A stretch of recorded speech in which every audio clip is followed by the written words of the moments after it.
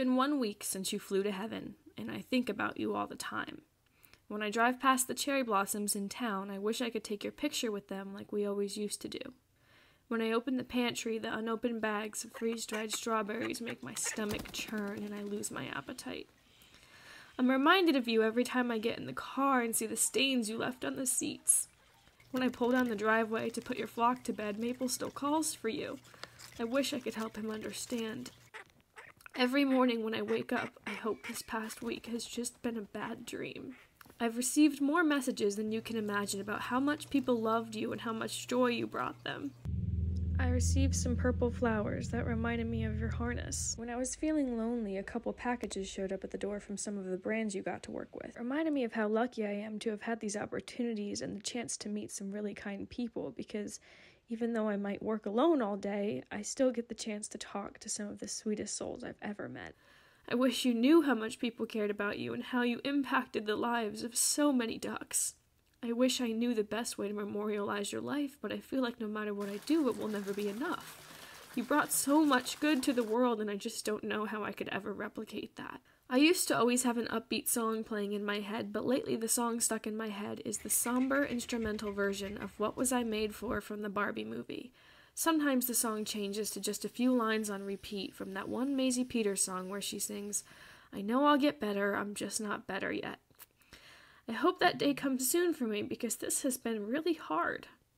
Yesterday the vet called, but I didn't answer the phone because I was crying and I didn't want them to know. The voicemail said I could come and pick you up now.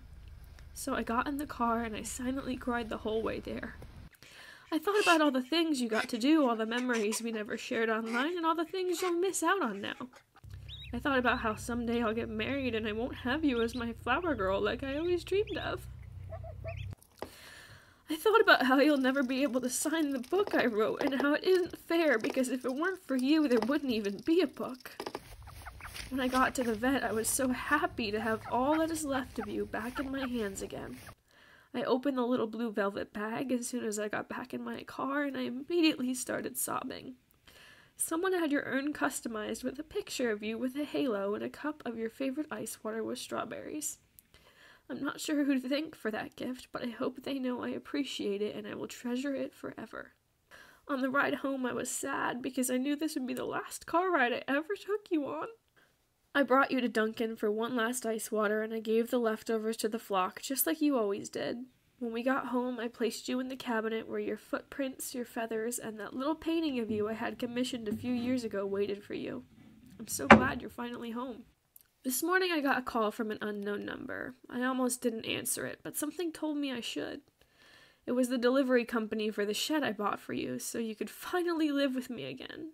They're going to deliver the shed on Thursday, and I'm just sad because this was supposed to be for you. You worked so hard for it. You deserved it.